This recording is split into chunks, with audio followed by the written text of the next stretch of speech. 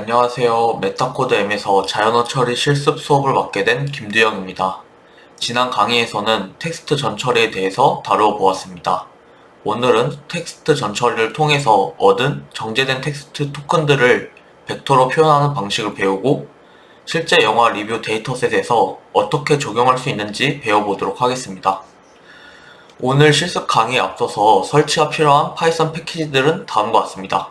먼저 허깅페이스에서 쉽게 자연어 처리 데이터셋을 다운로드 받을 수 있게 도와주는 데이터셋이라는 라이브러리와 저번 시간에 사용했었던 한글 자연어 처리 툴인 CoreNLPy를 설치할 예정입니다.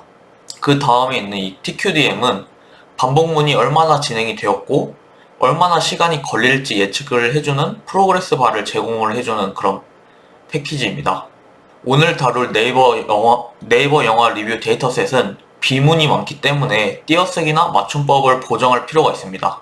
마지막에 있는 이 두 가지 패키지는 이런 비문을 처리하기 위한 한글 띄어쓰기 보정 툴과 네이버 한글 맞춤법 검사기 기반의 맞춤법 보정 툴입니다. 그래서 한번 파이썬 패키지들을 설치해 보도록 하겠습니다.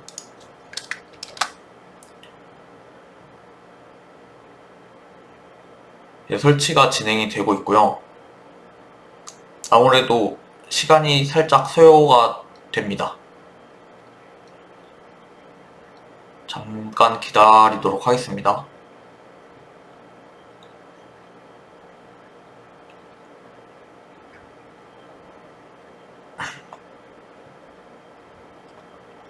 이렇게 파이썬 패키지들을 설치하다 보면 여기 붉은색으로 에러가 뜨기도 하는데요.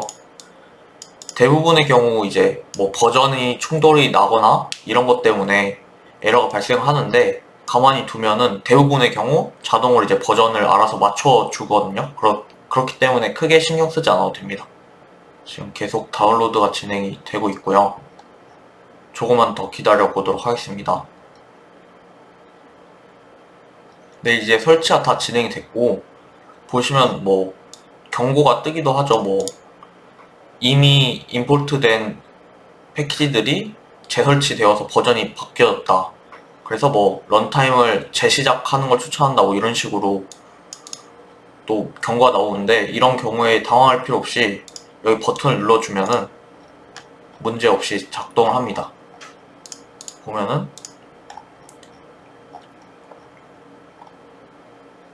이제 시작을 해보도록 하겠습니다. 먼저 데이터셋을 먼저 준비를 해볼 건데요. NSMC 데이터셋은 네이버 영화 리뷰와 별점을 수집해서 만든 데이터셋으로 이제 별점을 기준으로 긍정인 1과 부정인 0으로 각각의 리뷰가 레이블링 되어 있는 데이터셋입니다. 그래서 허깅페이스에 데이터셋이라는 패키지를 이용해서 NSMC 데이터셋을 먼저 다운로드 받아보도록 하겠습니다. 보시면 데이터셋 패키지에 로드 데이터셋이라는 함수를 사용을 하고요. 그러면 이게 다운로드가 되어지는 과정입니다.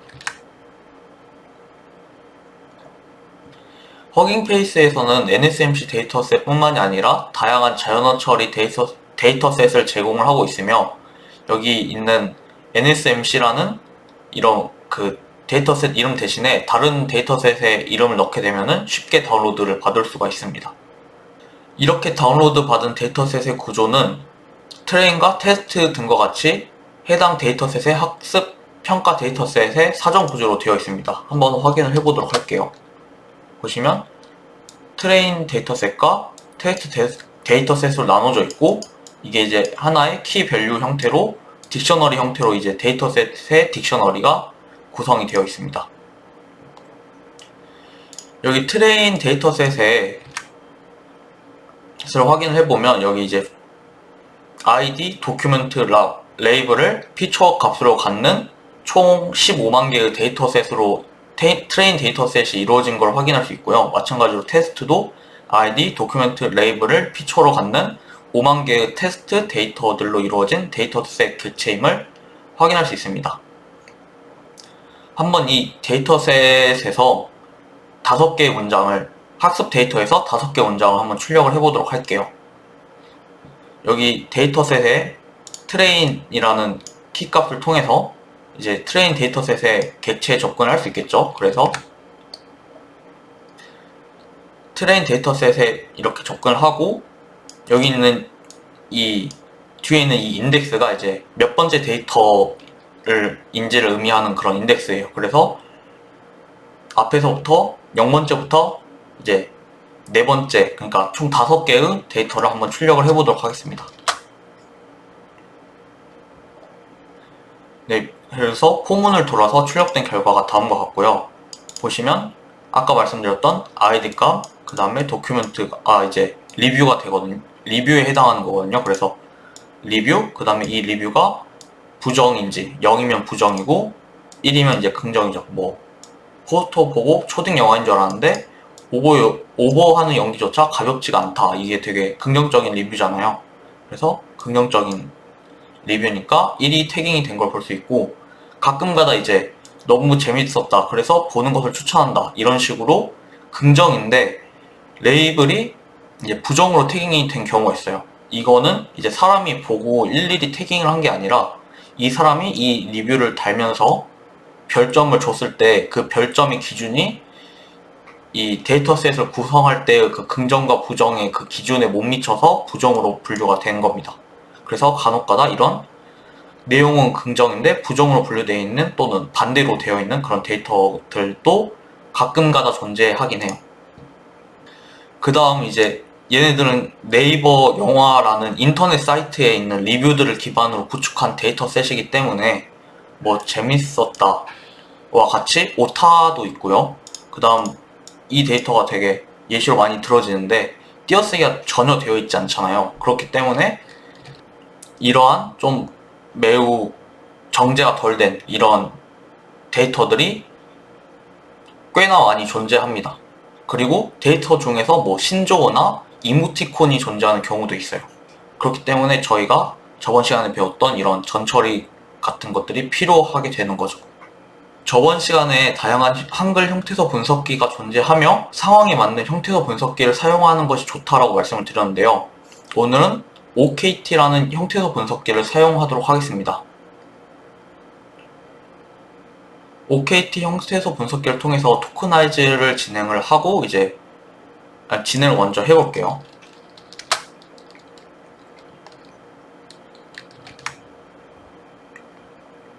OKT 형태소 분석기를 선택한 이유는 몇 가지 OKT 형태소 분석기의 특징이 있는데, 첫 번째는 속도가 빠르다라는 장점이 있고요. 두 번째는 인터넷 텍스트와 같이 정제되지 않은 데이터에서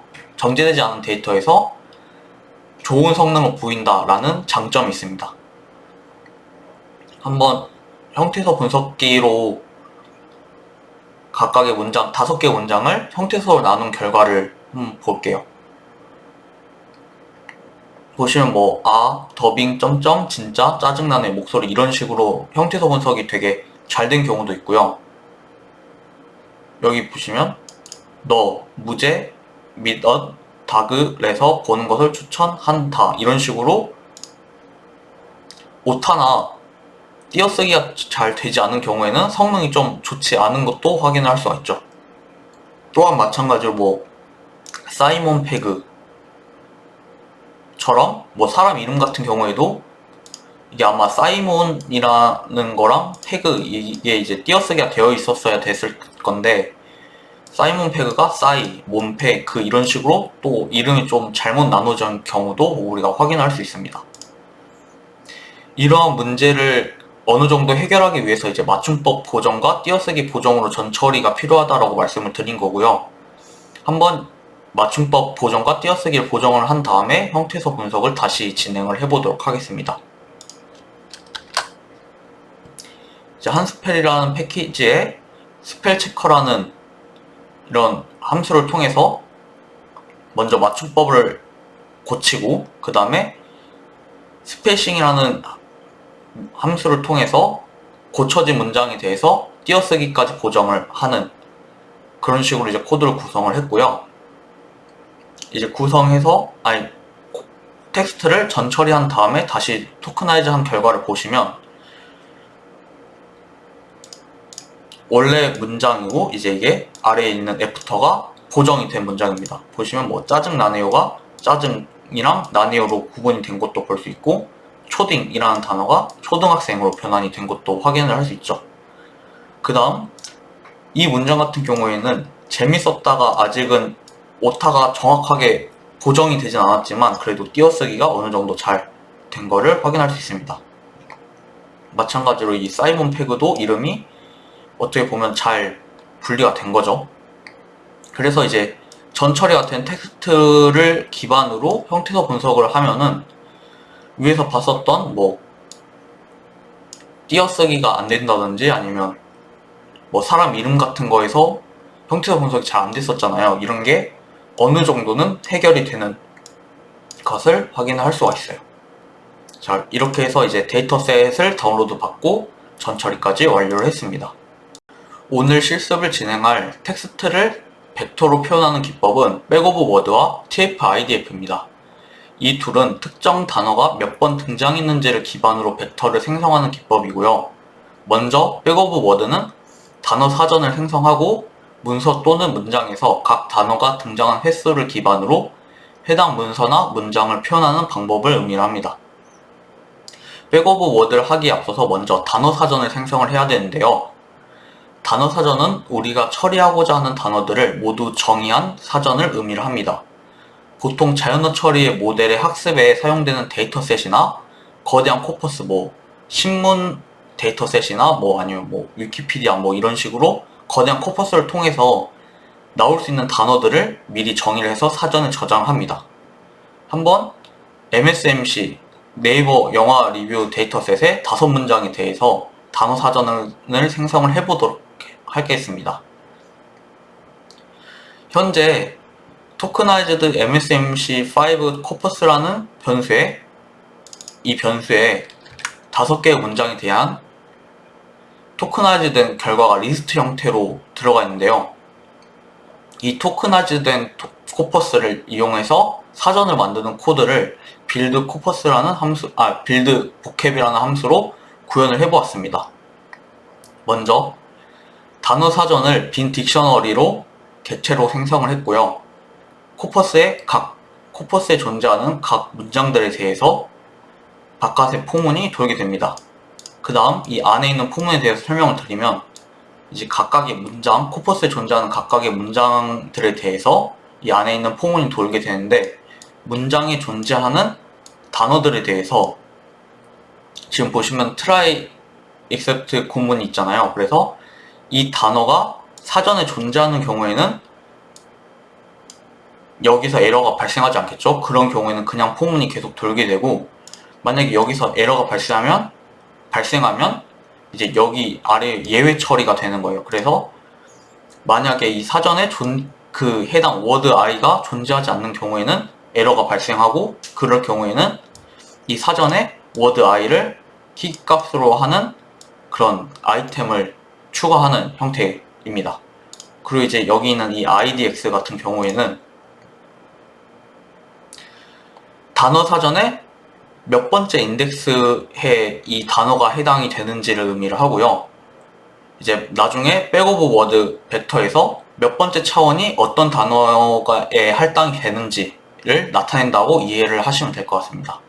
그래서 이런 식으로 단어가 존재하는 경우에는 넘어가고, 단어가 사전에 존재하지 않는 경우에는 단어를 계속 사전에 추가를 해서 전체 코퍼스에 진행을 하게 되면 코퍼스에 있는 모든 단어들이 이 사전에 저장이 되겠죠. 그래서 이 사전을 반환하는 형식으로 함수를 구현을 해 보았습니다. 그래서 한번 실행을 해보도록 할게요. 보시면 이 5개의 문장에서 총 55개의 단어가 나온 걸 확인할 수 있고, 이제 각각의 단어들이 몇 번째 인덱스에 해당하는지가 이렇게 키 밸류 형태로 저장이 되어 있습니다. 그래서 총 55개니까 0번부터 54번까지의 단어가 있겠죠. 이렇게 보캡을 만들 수가 있습니다. 사전을 생성하게 되면 생성된 사전을 기반으로 백오브워드 벡터를 생성할 수 있습니다. 이게 지금 백오브워드 벡터를 생성하는 함수를 구현을 한 건데요. 이 함수를 같이 해석해 보자면, 먼저 이 워드 리스트는 해당 문서 또는 문장에 존재하는 단어들을 리스트 형태로 저장을 한 객체고요. 이 word2 idx는 위에서 만들었던 단어 사전이 되게 됩니다. 그래서 먼저 각각의 단어들이 몇 번 등장했는지를 카운트를 해야 하기 때문에 이 백오브 벡터를 0값으로 초기화를 했고요. 이 백오브 워드 벡터는 전체 단어의 개수만큼의 차원을 가지게 됩니다. 그래서 전체 단어의 개수만큼의 차원을 가지는 0으로 초기화된 백오브 워드 벡터를 먼저 생성을 해줬고요.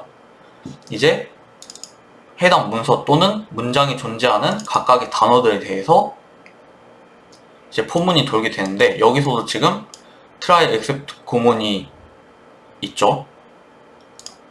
보시면 이 word idx word, 그러니까 해당 단어가 단어 사전에 존재하면은 그 키값을 통해서 몇 번째 인덱스인지가 반환이 될 거고, 그걸 통해서 백오브 워드 벡터에 뭐 진짜에 해당하는 세 번째 인덱스의 값을 1 올려주는 거예요. 만약에 이 word i가 진짜였다면, 또는 뭐 이 word i가 더빙이었으면 단어 사전에서 더빙에 해당하는 인덱스 값을 가져오고, 그럼 1이 되겠죠. 그러면 이제 이 값이 1이니까 백오브 워드 벡터의 첫 번째 인덱스 값에 1이 증가하는 그런 형태입니다. 그럼 보시면 지금 여기서 예외가 발생할 수 있거든요. 예를 들어서 단어 사전에 정의되지 않은 단어가 이 워드 리스트에 있는 경우에 이 단어 사전으로부터 인덱스를 가져오는 부분에서 에러가 발생할 수 있겠죠. 이런 경우에는 이제 그냥 패스되는, 그 해당 단어를 무시하는 형태로 일단은 코드를 구현을 했고요. 이렇게 단어 사전에 존재하지 않는 단어들이 나오는 경우가 존재를 합니다. 이런 것들을 이제 전문용어로 out of vocabulary, 줄여서 OOV라고 부르는데요.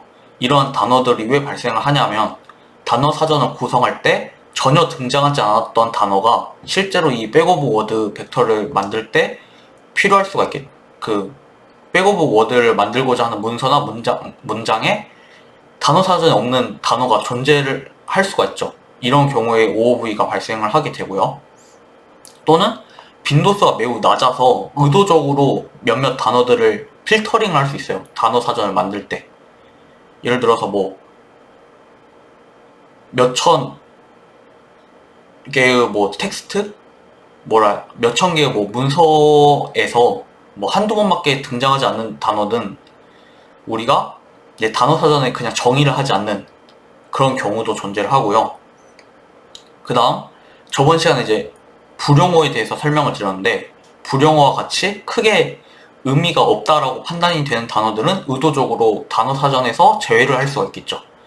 이런 식으로 단어 사전에 존재하지 않는 단어들을 이제 OOV라고 하고, 이런 경우에는 이제 무시하고 그냥 백오브 워드 벡터를 생성할 수 있도록 이렇게 예외 처리하는 코드를 구현을 해보았습니다. 한번 첫 번째 문장을 백오브 워드 벡터로 만들어 보도록 할게요.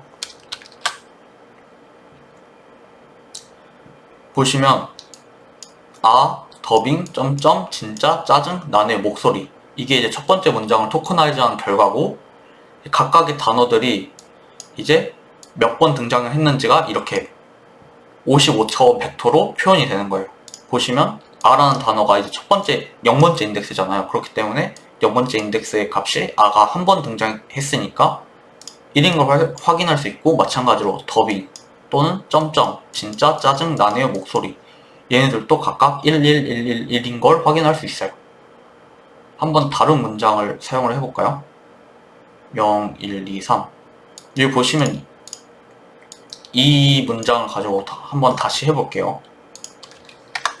3번 문장을 해보면, 교도소 이야기 구먼 점점 솔직히 재미는 없다 점점 평점 조정, 이렇게 돼 있잖아요. 보면 이 점점이라는 단어가 0, 1, 2 두 번째 인덱스, 0, 1, 2 두 번째 인덱스에 해당이 되고, 이 점점이 두 번 등장했기 때문에 이 백오브 워드 벡터에서 이 두 번째 인덱스의 값이 2가 되는 거예요. 두 번 등장했기 때문에. 마찬가지로 교도소가 몇 번째죠? 교도소 28번째. 뭐 교도소, 뭐 이야기, 구문 뭐 이런 식으로 각각의 그 단어에 해당되는 인덱스가 카운팅이 되는 걸 확인을 할 수가 있어요. 이런 식으로 백오브 워드 벡터를 구현을 할 수가 있습니다. 위에서 백오브 워드 벡터를 생성하는 코드를 직접 구현을 해보았잖아요. 이제 이 백오브 워드 벡터를 사용할 수 있는 두 가지 예시를 준비를 해보았습니다. 첫 번째 예시는 문장의 감성 분류입니다. NSMC 데이터셋은 영화 리뷰 데이터셋이고 별점에 따라서 각 리뷰가 긍정인지 부정인지 감성이 분류되어 있다고 말씀을 드렸었는데요. 한번 백오브 워드 벡터를 통해서 문장의 감성을 분류해 보도록 하겠습니다. 우리가 뭐 자연어 처리의 복잡한 뭐 모델이라든지 그런 것들을 배우지 않았기 때문에 되게 복잡한 연산이나 모델 없이 간단한 알고리즘을 통해서 감성을 분류를 해볼 거고요. 이건 그냥 제가 임의로 되게 간단하게 만든 그런 알고리즘이기 때문에 만약에 우리가 더 복잡한 모델을 사용하게 되는 경우에는 더 좋은 성능을 아마 얻으실 수 있을 거예요. 코드가 실행되는데 시간이 조금 걸리기 때문에 먼저 코드를 실행시켜 놓고 설명을 드리도록 하겠습니다. 먼저 이 감성 분류를 시키는 제가 만든 알고리즘에 대해서 설명을 먼저 드릴 건데요. 각 단어들의 긍정 수치를 먼저 계산할 겁니다.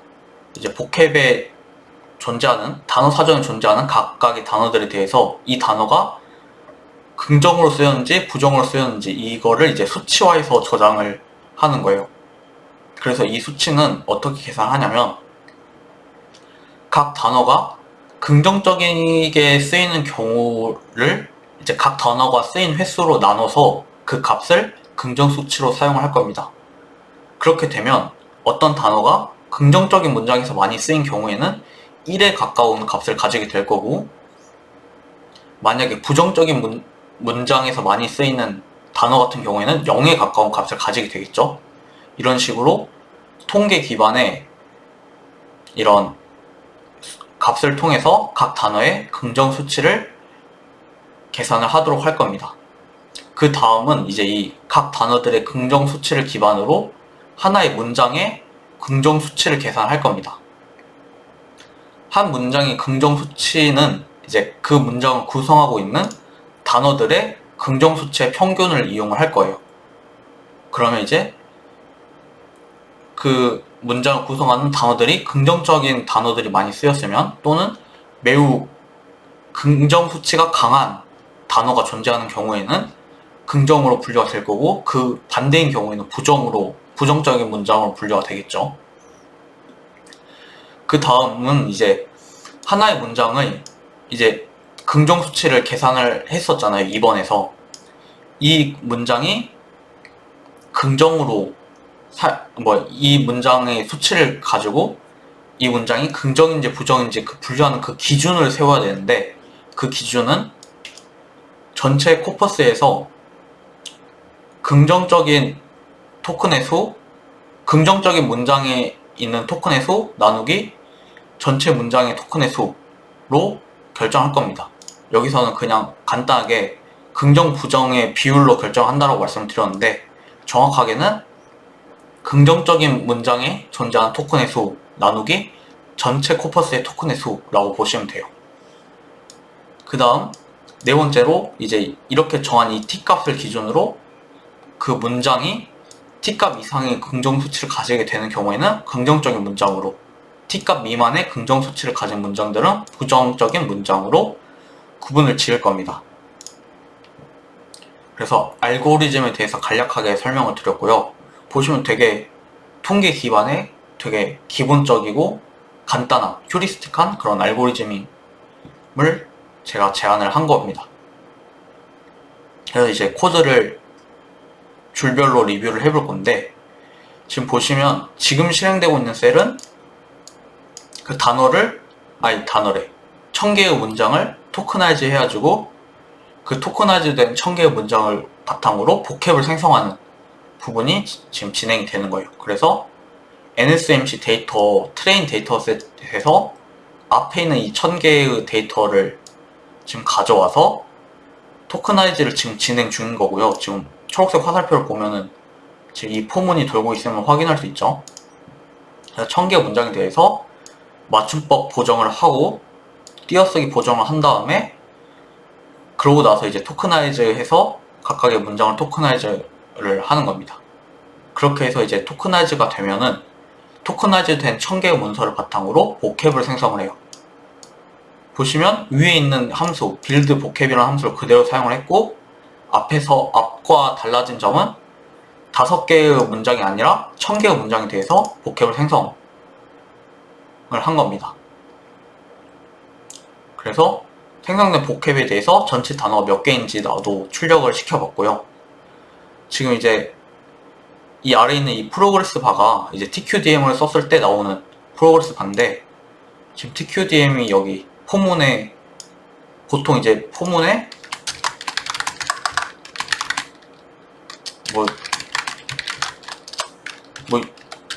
이런 식으로 반복이 되는 객체 이터레이트 되는 그런 객체가 들어가잖아요. 이거를 이제 TQDM으로 감싸주게 되면은 이렇게 프로그레스 바가 출력이 됩니다. 보시면 몇 번 포문이 돌아야 되는지, 그 다음에 지금 몇 번 돌고 있는지, 그 다음에 얼마나 지금 코드가 돌았고 이 반복문이 얼마나 돌았고 이제 얼마나 남았는지가 나오고 몇 퍼센트 완료되는지도 나오고요. 그 다음에 1초에 몇 번이 이 포문이 도는지가 나오게 돼요. 만약에 이제 이 코드가 되게 오래 걸린다, 포문 한 번 도는데 되게 오래 걸린다 하면은 이제 뭐 1초에 몇 번의 이터레이션이 도냐 말고 한 번의 이터레이션이 몇 초 만에 수행이 되는지 이게 역수의 형태로 반환이 됩니다. 그래서 이제 다 돌았는데 보시면 1000개의 문장에 대해서 보캡을 생성을 해보니까 4443개의 단어가 나오는 걸 확인할 수가 있어요. 그래서 이제 이 4443개의 단어를 기준으로 백 오브 워드 벡터를 생성을 할 겁니다. 자, 이 아래에 있는 셀은 이제 이 2번과 3번에 해당하는 부분이고요. 각 보캡에 등장하는 단어들에 대해서 긍정 수치를 계산하고 그 다음 긍정 문장을 분류할 이 t값을 계산하는 과정이에요. 그래서 보시면 이 POS 스코어라는 변수에 이제 각 단어의 긍정 수치를 저장을 할 거고요. 이 count라는 변수에 이제 각 단어가 몇 번 등장했는지, 전체 1000개의 문서에서 몇 번 등장했는지를 셀 겁니다. 그 다음에 numPOS, numToken을 통해서 이 t값을 계산을 할 거고, 앞에서 말씀드렸다시피 긍정적으로 쓰인 긍정적인 문장에 존재하는 토큰의 수와 전체 코퍼스에 존재하는 토큰의 수가 각각의 변수에 저장이 될 거예요. 그래서 얘네들을 가지고 t값을 계산할 거고요. 지금 코드를 보시면 포문 돌면서 이제 1000개의 문장에 대해서 각각의 문장을 이제 워드 리스트로 받아와서 각 문장에 있는 각각의 단어에 대해서 해당 단어의 인덱스를 받아오고 그 인덱스를 기반으로 긍정으로 쓰였을 경우에는 이제 긍정 수치를 저장하는 이 변수에 횟수를 먼저 더하기를 해주는 거죠. 그 다음에 몇 번 등장했는지도 카운트를, 해당 단어가 몇 번 등장했는지도 카운트를 해주고요. 그 다음에 문장들에 대해서는 각각의 문장이 긍정인지 부정인지, 그 다음에 각각의 문장에 토큰이 몇 개 있는지를 기반으로 해서 긍정적으로 쓰인 토큰이 몇 개인지 부정적으로 쓰인 토큰이 몇 개인지를 카운트할 겁니다. 그래서 이런 식으로 되고요. 이 포문을 돌게 되면 이 POS 스코어라는 변수에 긍정적으로 쓰인 각각의 이제 단어들이 긍정적으로 몇 번 쓰였는지가 저장이 되잖아요. 근데 우리가 위에서 긍정 수치는 이제 긍정적으로 쓰인 개수 나누기 전체에서 쓰인 그 단어가 몇 번 쓰였는지로 나눠준다 했기 때문에 이 POS 스코어를 카운트로 나눠줘서 긍정 수치를 계산할 겁니다. 지금 이 POS 스코어나 카운트 같은 경우에는 numpy 어레이로 배열을 선언을 한 거거든요. 그렇기 때문에 이 엘리멘트 와이즈로 이제 나누기를 해줘야 되잖아요. 이제 리스트를 썼다면 포문을 돌면서 1000개, 1000개 아니죠. 4443개의 단어들에 대해서 포문을 돌면서 이 계산이 됐었어야 되는데, 그게 아니라 이렇게 한 번에 원서별로 나눗셈을 할 수 있습니다. 넘파이 어레이를 사용했기 때문에. 그래서 코드를 진행을 시켜보면, 이제 이 POS 스코어라는 POS 스코어라는 변수에 이제 감성 스코어들이 아마 저장이 됐을 거예요. 한번 이것도 출력을 해볼게요. 보시면 각각의 단어들이 얼마나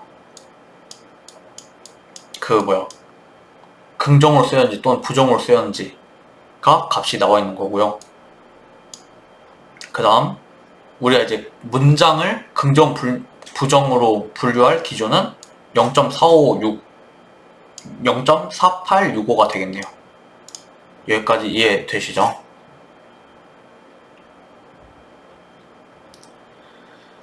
자, 이제 백오브 워드 벡터를 기반으로 해서 5개의 문장을 긍정, 부정 수치를 계산을 하고 예측을 해보는 코드입니다. 그래서 각각의 5개의 문장이 정답은 무엇이고 어떻게 예측이 됐고 실제로 그 문장의 긍정 수치가 얼마가 나왔는지를 출력하게끔 해놨고요.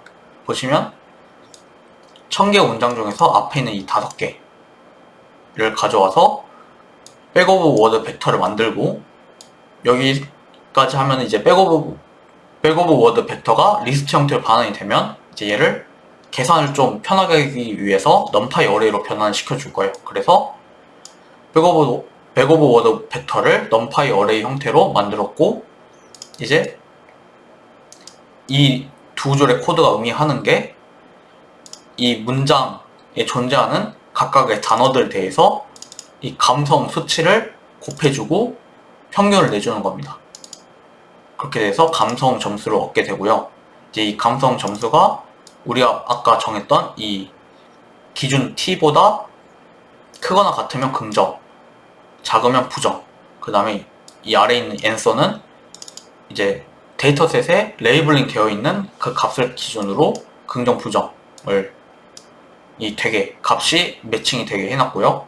이제 총 5개 문장에 대해서 어떤 문장인지, 정답이 뭔지, 예측한 결과는 뭔지, 긍정 수치는 얼마로 예측이 됐는지를 출력하게끔 코드를 구현해봤습니다. 한번 실행을 해볼게요. 보시면 5개 문장에 대해서 결과가 나왔고요. 보면 더빙, 진짜 짜증났네요, 목소리. 부정적인 문장이고 실제로 제가 구현한 알고리즘에서는 부정으로 분류가 됐죠. 그 다음에 이 문장이 얼마나 긍정적인지 이 수치를 구한 값을 보면 0.18. 0.18이면 이제 긍정 수치가 0부터 1까지의 범위를 가지잖아요. 되게 부정적인 문장이라고 볼 수 있겠죠. 그 다음 첫 번째 문장, 얘도 긍정, 얘는 살짝 애매하게 긍정으로 예측이 됐네요.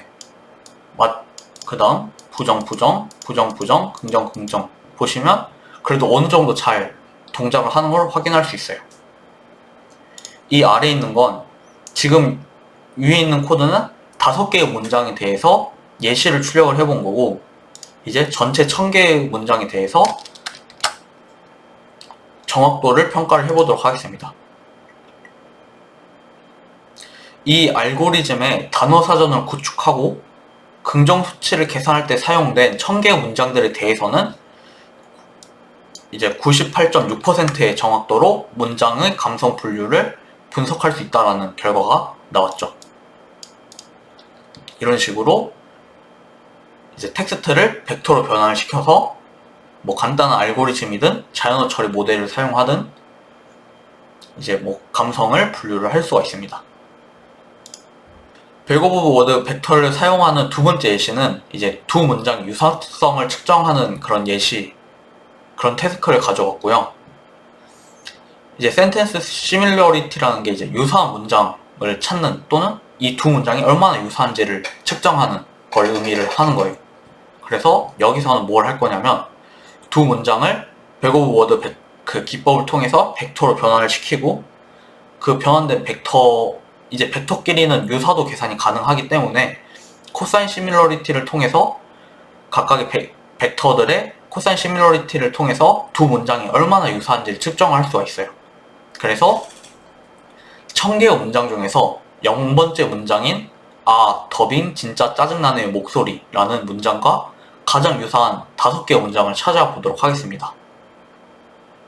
자, 이제 코드를 이제 한 줄씩 리뷰를 해보자면, 먼저 0번째 문장의 백오브 워드 벡터를 계산하고 넘파이 어레이로 변환을 시켜줬죠. 그 다음에 이제 각각의 다른 문장들과 코사인 시밀러리티, 벡터 유사도를 저장할 그 리스트 객체를 생성을 해줬고요. 이제 0번째 인덱스를 제외한 첫 번째 인덱스부터 총 999개의 문장들에 대해서 이제 벡터를 생성하고 코사인 유사도를 구하고, 보시면 내적을 하고 두 벡터의 놈 값의 곱으로 나눠주게 되면은 이제 코사인 시밀러리티, 코사인 유사도가 나오게 되잖아요. 그래서 얘를 계산을 하고 이 값을 여기에 넣어줬습니다. 이제 코사인 시밀러리티이기 때문에 두 벡터가 유사하면 유사할수록 이 값이 커지게 되겠죠. 그래서 이 값을 이제 넘파이 어레이로 다시 바꿔준 거고요. 코사인 시밀러리티 리스트를 넘파이 어레이로 바꿔준 거고, 지금 여기 보시면 이제 가장 유사한 5개의 문장을 반환을 해야 되잖아요. 그렇기 때문에 정렬을 할 겁니다. 넘파이 어레이에서 argsort라는 이런 함수를 제공하거든요. 이 함수는 뭐냐면 이 앞에 있는 넘파이 어레이에서 얘네들을 정렬을 해주는데, 정렬을 해서 그 결과를 반환을 해주는데, 이걸 그냥 정렬을 하게 되면 100, 200, 300, 400 이러한 원소가 정렬된 결과가 일반적으로 반환이 되잖아요. 근데 그게 아니라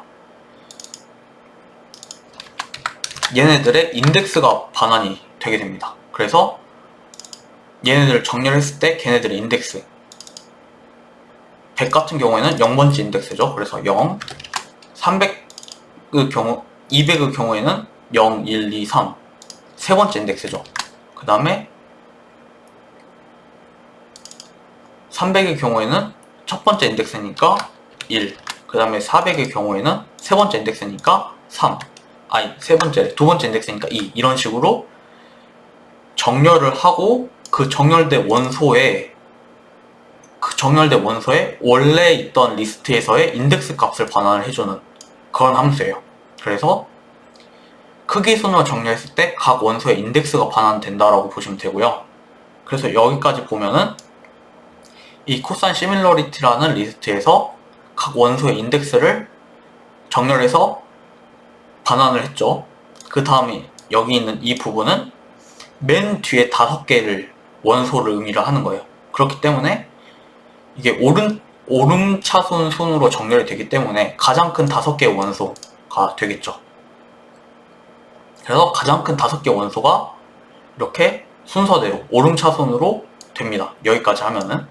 그 다음에 이 코드는 뭐냐면 역순으로 정렬을 하라는 코드예요. 그렇게 되면은 가장 큰 5개 원소가 오름차순이었는데 내림차순으로 반환이 되겠죠. 그래서 앞에 나올수록 가장 큰 값이 되도록, 그래서 가장 큰 원소의 인덱스부터 5번째로 큰 원소의 인덱스까지 리스트 형태로 반환이 되게 됩니다. 이 코드를 실행하게 되면. 그래서 여기에 이제 그 5개의 가장 큰 원소들이 내림차순으로 정렬이 된 인덱스들이 정렬이 된 리스트가 되게 되고요. 이제 이 5개의 리스트의 인덱스를 알기 때문에 원래 문장이 뭐였는지에 접근할 수 있겠죠. 그렇게 해서 5개의 가장 유사한 문장을 출력을 해보겠습니다. 코드를 실행해 보면은 이제 0번째 문장이 아, 더빙 진짜 짜증나네의 목소리, 이런 문장이고, 이 문장을 기준으로 가장 유사한 5개의 문장을 출력을 해본 거예요. 보면 진짜 짜증나는 영화, 땡땡, 이걸 본 내 눈이 아깝다, 지루하다 지루해, 진짜 쓰레기 영화 이런 식으로 나오는 거 볼 수 있죠. 아무래도 백 오브 워드 벡터가 단어가 몇 번 등장했는가를 기준으로 만들어지는 벡터이기 때문에 같은 단어가 사용된 문장일수록 유사하다라는 결과가 나온 것을 확인할 수 있습니다. 보면 진짜, 짜증 이 두 가지 단어가 매칭이 됐기 때문에 이 문장과 유사하다라고 계산이 되는 거예요. 마찬가지로 얘도 아가 여기에 일치하기 때문에 마찬가지로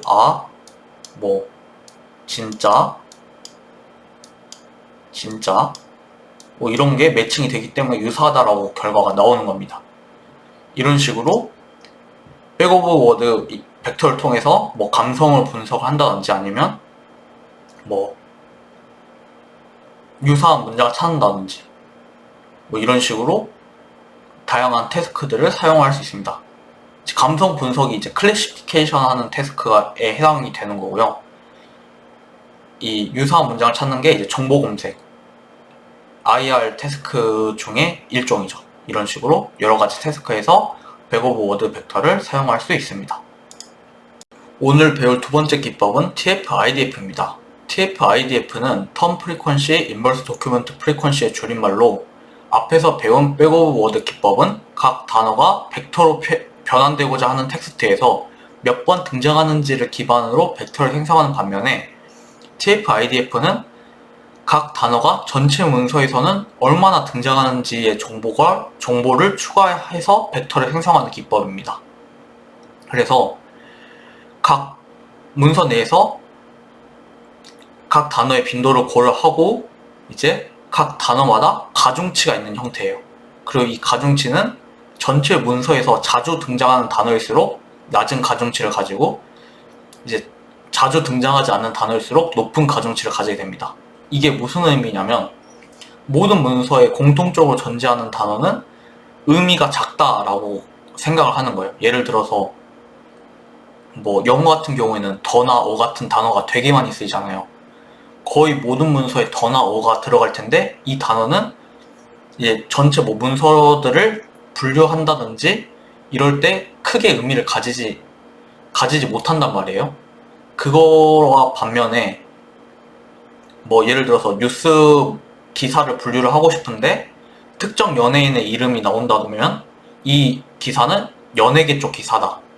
뭐 축구 선수 이름이 나온다면 이 기사는 뭐 스포츠 관련 기사다. 이런 식으로 특정 문서에서만 등장하는 단어들 있죠. 이런 단어들의 경우에는 전체 문서에서는 자주 등장하지 않지만 특정 문서에서만 뚜렷하게 등장하는 특징이기 때문에 그 큰 의미를 가지고 있다라고 생각을 하는 거예요. 그렇기 때문에 이제 흔하게 등장하지 않는 단어일수록 높은 가중치를 주겠다가 이제 TF-IDF의 기본적인 핵심 아이디어입니다. 그거 외에는 이제 빈도수 그 문서에 등장하는 횟수를 기반으로 벡터를 만든다 라는 점에서는 백 오브 워드 기법이랑 유사해요. 그래서 백 오브 워드 기법에 이제 단어마다 가중치가 균일하게 1이 아니라 단어마다 가중치가 다른 경우, 흔하게 등장하는 단어일수록 낮은 가중치를 갖는 경우가 이제 TF-IDF라고 생각하시면 되고요. 여기서 이제 인버스 도큐먼트 프리퀀시라고 부르잖아요. 이게 이제 역수를 취해서 이제 자주 등장할수록 낮은 가중치가 가지게 되게끔 구현을 한 겁니다. 그래서 이제 이 TF-IDF를 구하기 위해서는 이 IDF를 먼저 계산을 해야 되거든요. 인버스 도큐먼트 프리퀀시를 계산을 해야 되는데 그걸 이제 제가 코드로 이렇게 구현을 해봤어요. 그래서 위에서 했던 거랑 마찬가지로 5개의 문장에 대해서 먼저 IDF 또는 그 IDF를 계산하고 TF-IDF를 계산하고 이런 실습 코드를 준비를 했고 아래 또 마찬가지로 예시로 이제 각각의 태스크에서 어떻게 사용할 수 있는지 그리고 어떤 성능을 보이는지를 볼 예정입니다. 그래서 한 줄씩 코드를 리뷰를 해보도록 할게요. 보시면 여기에 이제 단어 사전이 들어가게 되고 여기는 이제 토크나이즈드 된 코퍼스가 들어가게 돼요. 그리고 이제 이 DF는 도큐먼트 프리퀀시를 저장할 그런 객체인데 여기서 이제 주의해야 될 점은 도큐먼트 프리퀀시 같은 경우에는 몇 번 등장했는지 아니라 해당 문서 또는 문장에서 등장했는지 안 했는지를 카운트하는 거예요. 그렇기 때문에 만약에 하나의 문장에 뭐 A라는 단어가 5번 등장하더라도 이 단어는 한 번으로 카운트가 되는 겁니다. 그래서 보시면 이제 토크나이즈드 된 코퍼스에 대해서 각각의 문장에 대해서 이제 DF를 계산을 할 거고요. 이제 이 문장에 대한 DF를 이제 send_i df라는 변수에 저장을 할 겁니다. 그래서 아까 설명드렸다시피 단어가 여러 번 등장해도 1이라는 값을 가지게 하기 위해서 앞에서는 이거를 1씩 더해줬잖아요. 그게 아니라 지금은 0으로 초기화한 다음에 이 단어에 해당하는 인덱스의 값을 1로 변환시켜 줄 겁니다. 이 단어가 등장하면. 이런 식으로 하나의 문장 또는 여기 이제 문서가 들어올 수도 있거든요. 그래서 하나의 문장 또는 하나의 문서에 대해서 이제 DF를 계산을 하고 이 DF를 전체 문서에 대해서 계속 누적을 시켜줄 겁니다. 그러면 각 단어들이 전체 문서에서 어떤 문서들은 아니고 몇 개의 문서에서 등장했는지가 나오겠죠. 그게 이제 이 DF가 되게 되는 겁니다. 지금은 5개의 문장 가지고 이제 IDF를 계산하기 때문에 이 DF의 최대값은 5가 되겠죠. 5문장에서 모두 등장한 단어면 5라는 값을 가지게 될 거예요. 이제 이 IDF를 계산하는 식인데요. 아래가 이제 여기가 로그 부분에 해당하고 이 부분이 이제 전체 코퍼스의 문서 개수, 지금은 5가 되겠죠. 그 다음에 보시면 여기에 인버스 형태로 1 플러스 df 형태로 들어가게 됩니다. 그래서 역수 형태, 이제 이 앞부분은 상수로 볼 수 있으니까 df에 대해서 역수 형태가 되게 되고요. 그래서 이제 인버스 도큐먼트 프리퀀시라고 부르게 되는 거고, 보시면 여기 로그를 취해줬잖아요. 이 이유는 왜 그러냐면, 예를 들어서 10,000개의 단어에서 약 10,000개 문서에서 딱 한 번 존재하는 문서가 있어요. 그러면 로그를 씌우지 않는다면 가중치가 많이 돼버리죠. 극단적으로 커지는 가중치를 가지게 될 수가 있는데, 이렇게 되면은 그 단어의 가중치가 너무 크기 때문에 다른 단어들의 정보를 반영을 못하게 돼요, 모델이. 또는 뭐 알고리즘에서 반영 못하게 됩니다. 그렇기 때문에 로그 스케일을 줘서 그래도 어느 정도 좀 극단적인 가중치를 가질 수 없게끔 그렇게 노멀라이즈 하는 효과를 가지고 있다고 생각하시면 돼요. 이렇게 해서 각각의 단어들의 전체 문서에서 몇 개의 문서에 등장하는지의 비율을 가지고 이렇게 가중치인 IDF를 계산을 할 수 있습니다. 그래서 5개의 문장에 대해서 IDF를 계산했고요. 얘를 한번 실행을 해볼게요. 그래서 계산을 해보면 지금 이 5개 문장 위에서 볼까요? 5개 문장에서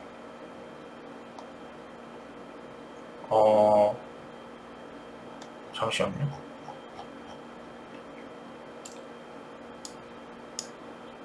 지금 보시면 다 막 0.91 뭐 이런 식으로 돼 있는데 여기 중간중간에 0.5로 시작하는 애들이 있어요.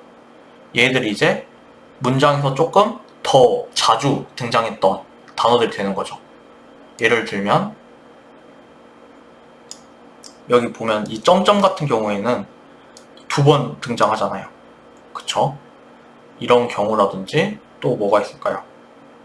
영화라는 단어 같은 경우에는 여러 번 등장하죠. 그런 단어들의 경우에는 이 가중치가 낮게 계산이 됩니다. 이제 이게 영화 데이터다 보니까 전체 문서에 영화라는 단어가 되게 많이 나올 거예요. 그쵸?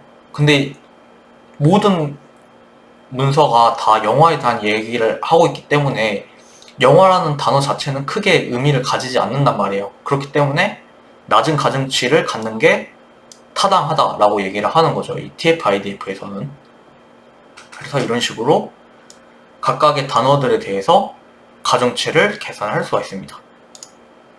그 다음은 이제 TF-IDF 벡터를 계산하는 그런 함수를 구현을 했고요.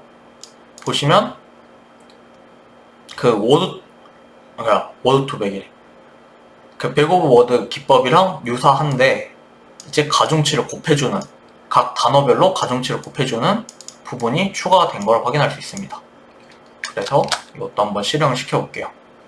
실행을 시켜보면 더빙 점점 진짜 짜증나네요 목소리라는 이 시퀀스에 대해서 위에서 백 오브 워드 같은 경우에는 이제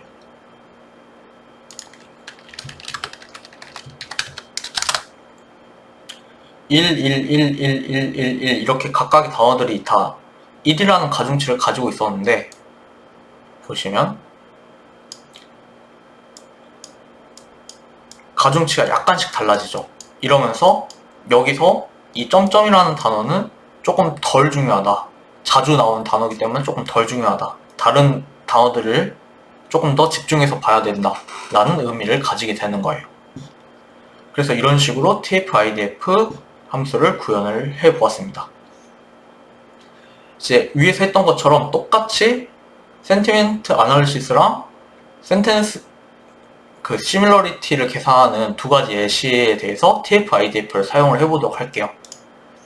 위에서 1000개의 문장에 대해서 뭐 전처리도 진행을 했고 토커나이즈도 진행을 했고 단어 사전도 정의를 했잖아요. 그래서 그 과정을 생략하고 이제 TF-IDF를 계산해서 똑같은 알고리즘으로 백 오브 워드 벡터만 TF-IDF로 바꿔서 한번 코드를 진행을 해보도록 할게요.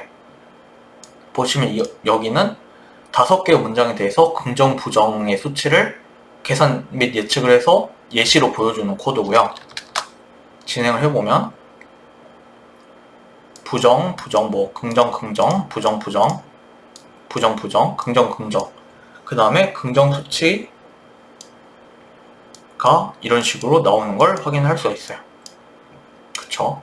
그 다음에 이것도 한번 스코어를 계산해 보도록 하겠습니다.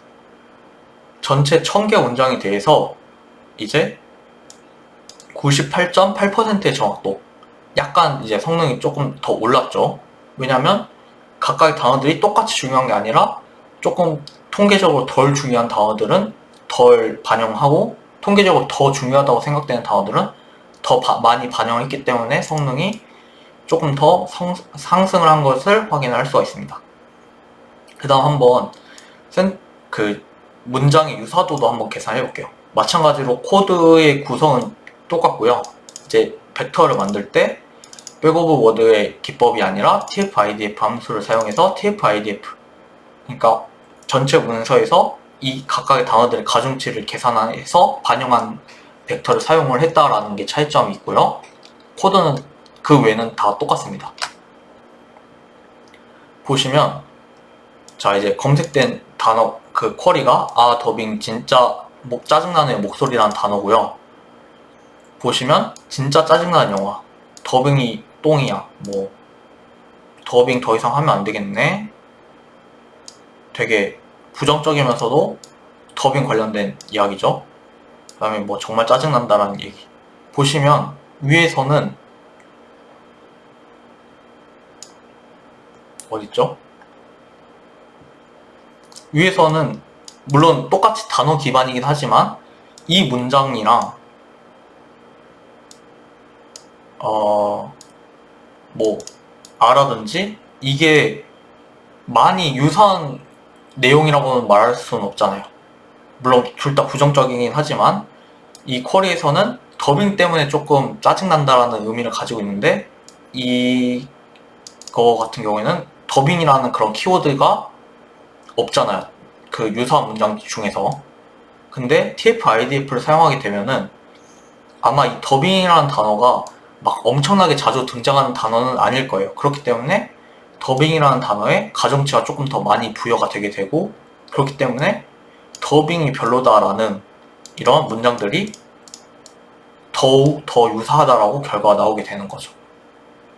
이렇게 해서 TF-IDF를 사용을 해서 마찬가지로 클래시피케이션, 긍정인지 부정인지 문장을 분류하는 태스크도 수행할 수 있고, 그 다음에 정보 검색과 같이 이제 뭐 벡터 리프레젠테이션을 통해서 유사도를 계산하고 뭐 서로의 그런 관계를 찾는 이런 정보 검색 태스크도 가능하다라는 걸 보여드렸습니다. 그 다음은 이제 기존에 생성된, 아니, 기존에 제공되고 있는 패키지를 통해서 백오브 워드와 TF-IDF 벡터를 생성하는 그런 코드 실습을 준비를 했고요. 이제 sklearn이라는 패키지에서 이제 백오브 워드와 TF-IDF를 저희가 위에서는 뭐 단어 사전을 생성하고 함수를 직접 구현을 했었잖아요. 직접 포문을 돌면서 카운트를 해가지고. 그게 아니라 이제 쉽게 이러한 백오브 워드나 TF-IDF 벡터를 생성할 수 있는 그런 라이브러리를 제공하고 있거든요. 그래서 얘를 한번 진행해 보도록 할게요.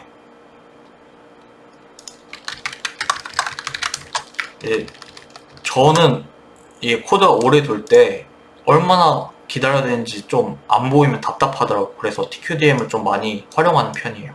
보시면 10분, 7분 뭐 이렇게 얼마나 걸리고 지금 얼마나 왔는지 보이니까 조금 덜 답답하죠. 그냥 무작정 기다리는 게 아니니까. 이런 식으로 하면 되고,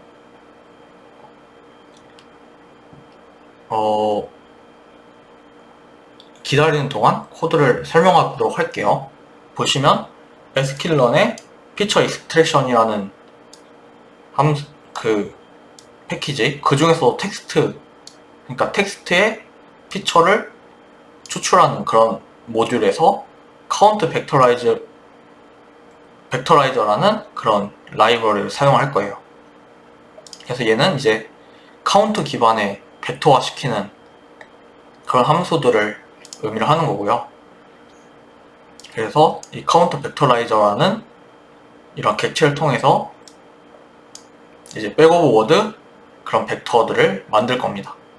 그래서 여기서 이제 전처리를 계속 할 건데, 이제 이 프리프로세스드 코퍼스가 이제 전처리된 문장들이에요. 그래서 이 문장 리스트를 이제 이 객체에 fish라는 함수를 통해서 넣어주게 되면은 자동으로 복합을 만들고 백오브 워드들을 계산할 겁니다. 그래서 지금 프리프로세스드 코퍼스의 경우 형태가 문장 1, 문장 2 이런 식으로 돼 있는 형태예요.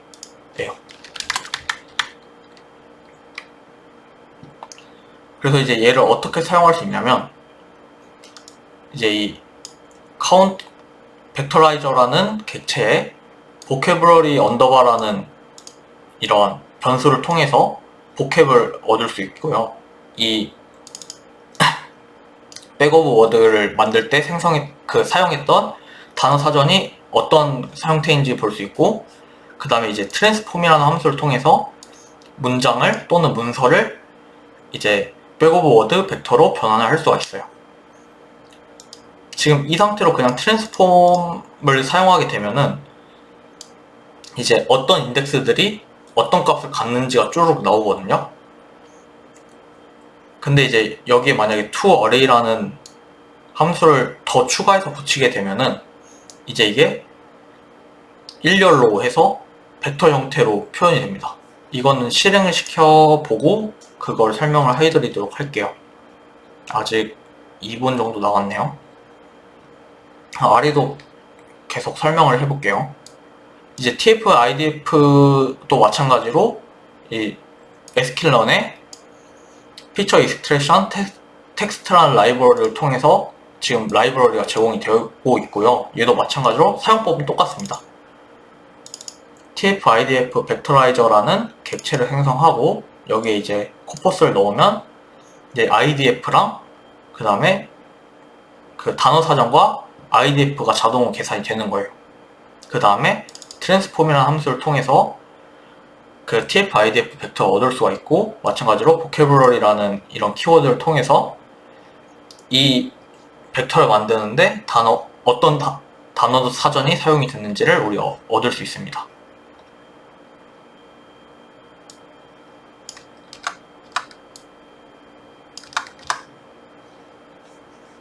그래서 조금 대기를 하도록 할게요.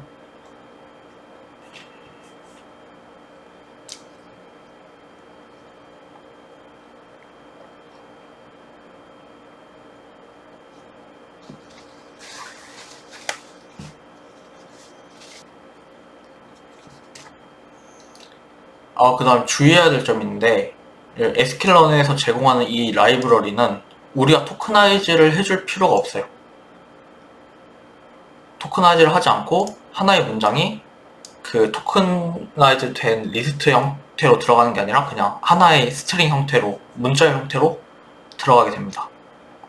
이 모델 안에서 알아서 이제 토크나이즈 해가지고 결과를 반환시켜 줄 거예요.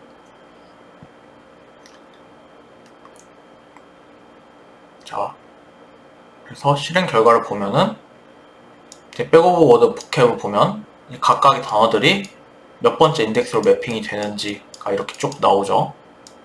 보시면 이런 식으로 4443개 맞나요? 조금 더 많네요. 이런 식으로 보캡에 매핑이 되고요.